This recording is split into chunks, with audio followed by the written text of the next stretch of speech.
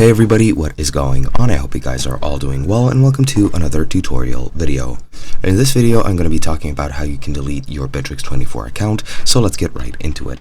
Now, I'm not going to be showing you how to do anything specifically because Bitrix24 does not have the option to delete your account, at least not in the traditional way. Now, I have read in some places that you can go to your network profile settings and delete your account from here. However, as you can see, I cannot find the option anywhere, so that's pretty much not available at the moment. Now, the way you delete your account depends on the plan that you're currently on. As you can see, currently I'm on the free plan, and for me, or for other people that are on the free plan, all that's needed for your account to be deleted is for you to wait 50 days after opening that account.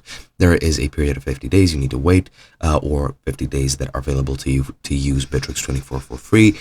And once that's over, your account will be deleted. And if you want, you can create a new one to continue using it. However, all your data should be gone with your account. Now, in the case that you have a plan that you purchased and not only the free version, what you need to do is you need to disable your automatic renewal or cancel your subscription outright.